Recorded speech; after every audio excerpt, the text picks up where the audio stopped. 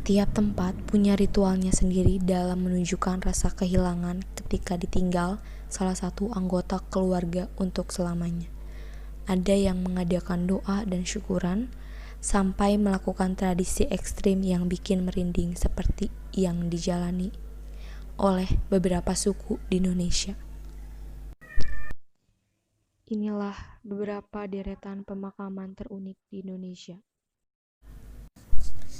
Yang pertama ada mumifikasi suku Asmat. Suku Asmat di Papua memiliki tradisi pemakaman dengan mumifikasi. Namun, ritual ini tidak dilakukan untuk sembarang orang. Hanya orang-orang tertentu yang dapat dimumifikasikan, seperti kepala suku atau orang-orang penting lainnya. Proses mumifikasi ini dilakukan dengan mengelesi jenazah dengan ramuan alami yang kemudian jenazah tersebut diletakkan di atas perapian. Hal ini bertujuan agar jenazah terkena asap hingga kulit pada jenazah tersebut menghitam. Asap tersebut akan membantu proses mumifikasi. Uniknya lagi, jenazah akan dimumifikasi dengan posisi duduk. Jenazah yang telah dimumifikasikan akan dikeluarkan ketika terdapat acara-acara penting seperti ritual adat. Mumi ini akan didudukkan di hadapan banyak orang pada acara itu. Kegiatan ini dilakukan untuk mengenang jasa mereka. Yang kedua ada kuburan bayi dalam pohon, Toraja. Pemakaman bayi pada sebatang pohon dalam bahasa Toraja disebut pasiliran. Tradisi ini pun hanya dilakukan oleh masyarakat Toraja yang menganut Aluk Todolo, yaitu kepercayaan terhadap leluhur. Menurut masyarakat Toraja, bayi yang masih berusia 6 bulan merupakan bayi yang masih suci dan tanpa dosa, sehingga harus dimakamkan dengan cara yang khusus pula. Pohon tara sengaja dipilih sebagai tempat menguburkan bayi karena memiliki banyak getah yang dianggap sebagai pengganti air ASI. Tanpa pembungkus, untuk proses pemakaman bayi yang ada di tanah Toraja ini pun unik dan sederhana. Pohon tara tersebut dilubangi dengan diameter seukuran bayi, kemudian jenazah bayi diletakkan dalam lubang pohon tanpa dibungkus kain apapun.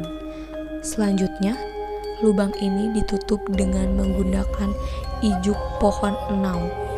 Dalam proses ini, masyarakat Toraja yakin jika bayi yang mereka kuburkan seperti kembali pada rahim ibunya. Uniknya lagi, meskipun jasad bayi-bayi ini dikuburkan tanpa pembungkus, tak tercium bau apapun dari pohon tersebut. Yang ketiga ada pembakaran jenazah dan potong jari suku Dani. Saat kematian anggota keluarga tiba, beberapa di antara mereka akan memotong ruas jari. Itu menandakan ungkapan rasa sedih dan sakit. Kemudian mereka akan mandi di lumpur lalu mengelilingi jenazah yang dibakar. Yang keempat ada upacara pemakaman Marapu Sumba. Marapu adalah sebuah agama atau kepercayaan lokal yang dianut oleh masyarakat di Pulau Sumba. Lebih dari setengah penduduk Sumba memeluk agama yang memuja nenek moyang dan leluhur. Pemeluk agama Marapu percaya bahwa kehidupan di dunia ini hanya sebentar. Setelah akhir zaman, mereka akan hidup kekal di dunia roh, yaitu di surga Marapu yang dikenal sebagai Prai Marapu.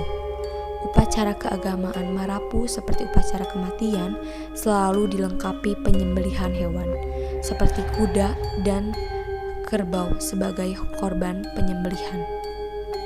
Upacara ini dilakukan cukup besar dan berhari-hari, dan menghabiskan biaya yang tidak sedikit. Apabila keluarga yang tidak melakukan upacara ini, dianggap akan menjadi keluarga yang sial. Dan yang kelima ada Waruga di Minahasa. Kemunculan Waruga pertama kali di daerah Bukit Klewer, Treman, dan Tumaluntung, Kabupaten Minahasa Utara. Pada zaman prasejarah, masyarakat Minahasa percaya jika roh leluhur memiliki kekuatan magis. Untuk itu, kuburan dibuat secara khusus. Waruga terdiri dari dua bagian badan dan bagian tutup. Bagian badan berbentuk kubus dan bagian tutup berbentuk menyerupai atap rumah. Uniknya, waruga tidak dibuat oleh kerabat atau keluarga dari orang yang meninggal, akan tetapi dibuat sendiri oleh orang yang akan meninggal.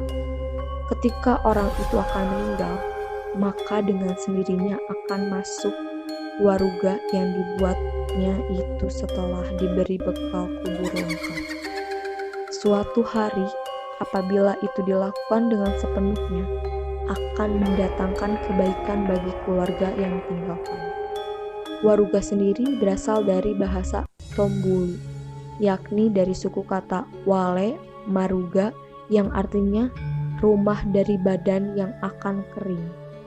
Waruga juga memiliki arti lain, yakni wale, waru, atau kubur dari domato atau sejenis tanah lilin. Dan yang terakhir ada Trunyan, Bali. Jenazah tidak dikuburkan dalam tanah, melainkan ditaruh di atas tanah. Bukan sembarang tanah. Warga Trunyan meletakkan mayat di bawah sebuah pohon yang sudah bertahun-tahun tumbuh di sana. Kerabat dari orang-orang mati cukup menyiapkan bambu sebagai pagar di samping makamnya. Nampak sederhana, tidak seperti pemakaman di tempat lain. Selain dipagari dengan bambu ukuran 1 meter, juga ada sesaji yang diletakkan persis di area makam. Kendati dibiarkan terbuka tanpa tertimbun tanah, mayat yang ada di makam Trunyan ini tidak menimbulkan bau busuk, malah bau harum yang tercium. Usut punya usut, bau harum tersebut berasal dari pohon besar bernama Tarumenyan yang berada di tengah makam. Warga sekitar pun percaya jika akar dari pohon ini yang menyerap bau busuk dari mayat. Beberapa mayat yang sudah menjadi tulang berulang dikumpulkan menjadi satu. Hal ini agar mayat yang baru dapat diletakkan di sebelah pohon Tarumenyan. Tidak semua orang mati bisa diletakkan di makam ini. Tentu saja ada persyaratannya, mulai dari status hingga kematian yang wajar atau tidak wajar. Pemakaman adalah sesuatu yang sakral bagi beberapa suku di Indonesia. Mereka rela mengeluarkan banyak sekali uang untuk membuat acara yang sangat meriah. Bagi keluarga yang telah ditinggalkan, mengantar mereka yang meninggal dengan baik akan membuat hidup mereka menjadi lebih baik. Selain itu, arwah dari orang yang meninggal akan lebih cepat menuju akhirat sesuai dengan kepercayaan masing-masing.